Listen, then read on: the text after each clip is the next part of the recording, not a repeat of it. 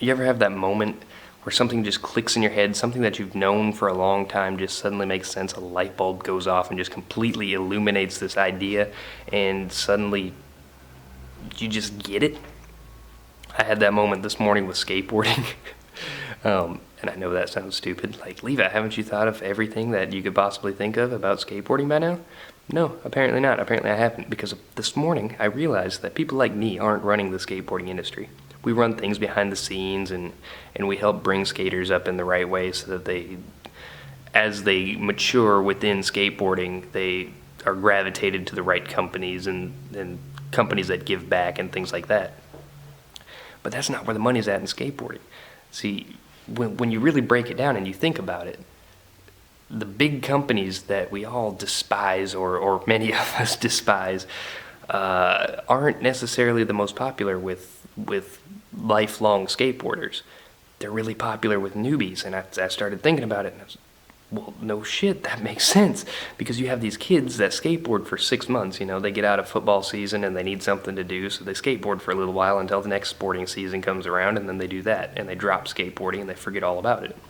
But during that 6 months that they were skateboarding, they had to buy all new shoes, new hats, new pants, new shirts, new boards, new everything. They had to get ramps. They put so much money into this hobby, essentially, for them. It's not a lifestyle for them. They don't even do it long enough for it to become that, in a lot of cases. Now, obviously, there's outliers, as there are with everything, but it's interesting, and it brings up a good point, and it kind of, now that I'm thinking about it, and this is just my brain, like, stream of consciousness right now, okay, it kind of makes skate shops even more important, because if a kid walks into a skate shop for his first time, he's going to get the proper guidance.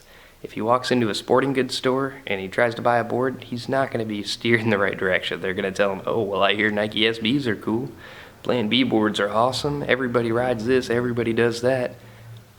But if it's all newbies doing all the same things,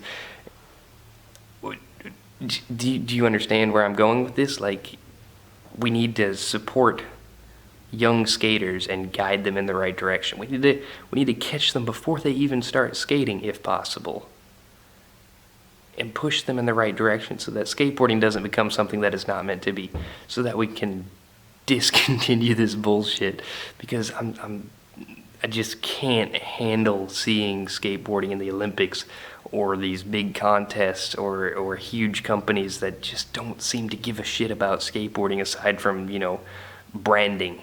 Because there is a difference between actually giving a shit and branding. There is, and people don't seem to understand that. But there is definitely a difference, okay? And there are big skateboarding companies that definitely still care about skateboarding. That's not what I'm saying. Again, there are always outliers. Everything is gray in this world. Nothing is black and white. Nothing is set in stone. And skateboarding has definitely taught me that. So, that's my thoughts on my moment, my epiphany within skateboarding. This is probably something that a lot of you already knew, but for some reason it just clicked for me, and I thought I'd turn on the camera and talk to you about it today.